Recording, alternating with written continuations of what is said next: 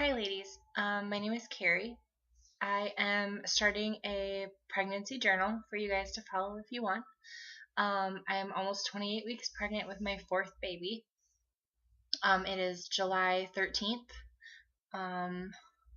Well, technically it's like 12 a.m. But yes, so I'm having a high risk pregnancy. And so I'll just give a little recap quickly so you guys can kind of know what's gone on.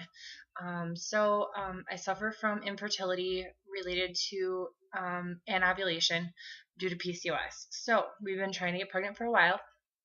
I ovulated on January 16th or 17th, found out that I was pregnant on January 30th, started getting seeing my high-risk doctor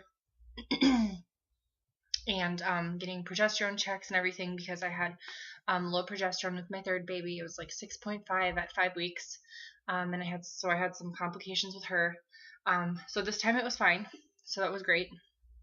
I due on October 9th, and so I didn't really have much morning sickness, which was awesome because with my third baby, it was horrific. I lost 21 pounds and I was puking all the time and just really bad.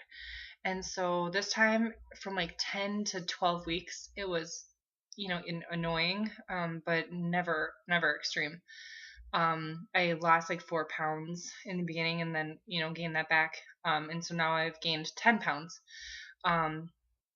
So yeah, everything was going good in the first trimester, which was surprising and super pleasant. So then at 11 weeks, we had a really bad scare. I woke up in the morning on March 20th. My bed was covered in blood. I was passing humongous clots, 3 by 3 inches, just things I had never seen before.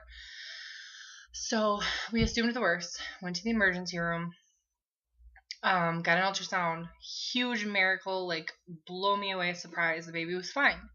I had full placenta previa. My placenta was over my cervical os, or the opening of my cervix.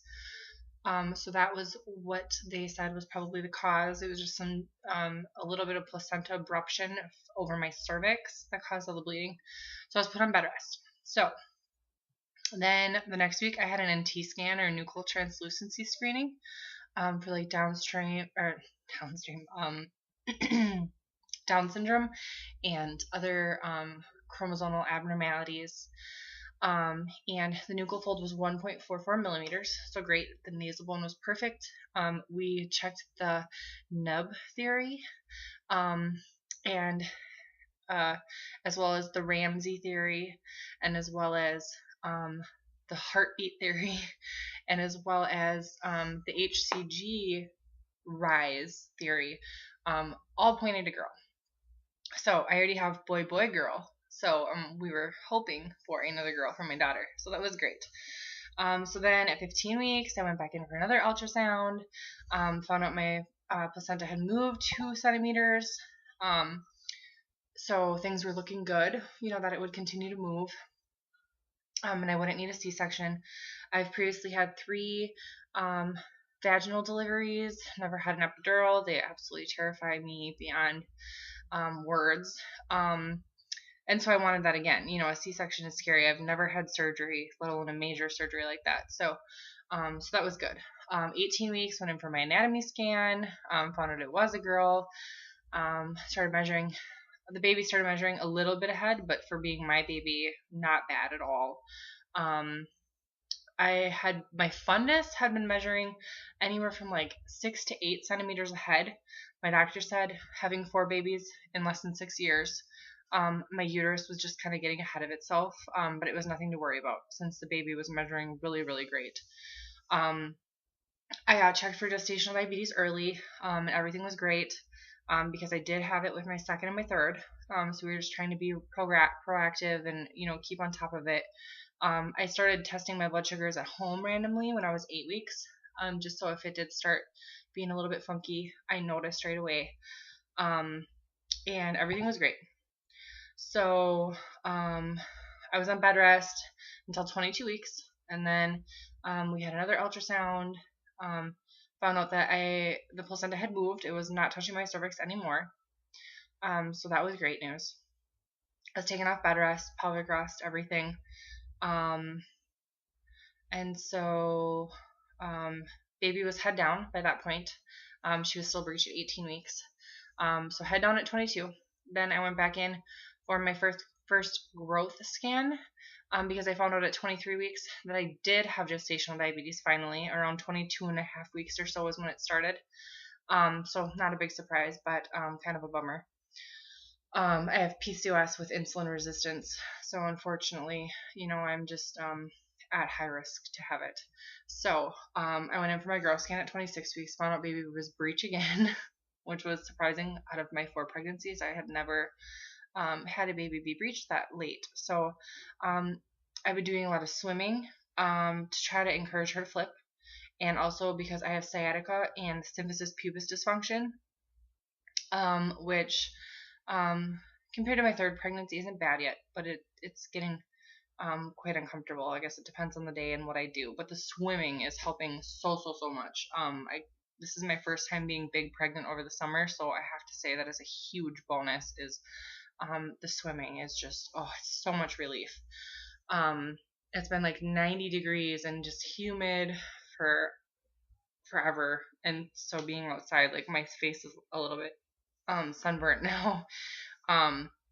But being outside, if I'm gonna be outside, being in the water is where I need to be. Otherwise, I have my central air on, like it's not going off. So yeah. So I'm almost 28 weeks. So now I decided to do the pregnancy journal because things start to get pretty busy. I have an ultrasound every 2 weeks until I'm 34 weeks, and then I have one every week until I deliver or am induced. Because of the gestational diabetes. So they'll do a BPP or a biophysical profile and a growth at all the ultrasounds. And then also at 34 weeks, I start having NSTs or non-stress tests where they hook up my belly with the heart monitors, and you have this little trigger thing that you click every time the baby moves for like kick counts, basically. Just make sure the baby's happy and healthy, and I get my A1C checked and my blood sugars and everything, and I've never had a problem with my blood sugars in the past. I had diabetes with my 2nd and my 3rd, and I was always able to diet control it really well. The only problem that I've ever had is with my fasting blood sugars, which is controlled by the glucose that your liver makes when you're sleeping at night. So about 3 to 5 hours after you fall asleep at night, your liver produces glucose when you haven't eaten for that amount of time. And so for me, mine is it's pumping out too much. And so I wake up and my blood sugars are higher than what they should be. They were fine. And then at about 26 weeks, they started being like anywhere from 96 to 106. My doctor was going to let me go until 30 weeks just to see how things went before I started nighttime insulin. But I just like to stay on top of it. I don't want to risk any harm to the baby. So I just went ahead and started that on July 6th. So it's been a week. And so we're doing good. So the fasting sugars are taken care of, and the mealtime sugars have still been great. I think I've had like a total of 5 high numbers mealtime wise so far, and they've all been like just barely elevated. So that's really great. Everything else with the pregnancy is going good. I'm measuring pretty big. I'm measuring about 33.5 centimeters, which my babies were born at 37, 36, and 38 weeks, and they were 9 pounds 0.3 ounces, and then the second was 7 pounds 6.7 ounces, and the third was 9 pounds 12.8 ounces. So I have big babies, so it's not really surprising, but I will show you my belly, and you can see it pretty good. Let's see the bottom. There's the belly, and I'm actually 5'11", so for me, I feel like she's pretty big already. I would guess probably sneaking up on like 3 pounds or somewhere around there. I'll find out for sure again on the 18th when I have my next ultrasound. But she's really high. So when I sit, I get ribs, poking her and everything. So that's not very fun. But I can tell she's growing. So that's wonderful.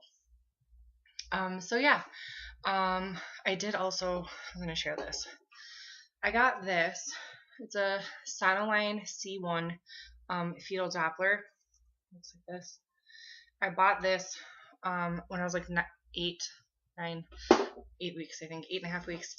And that was a huge lifesaver. Like, I love that thing.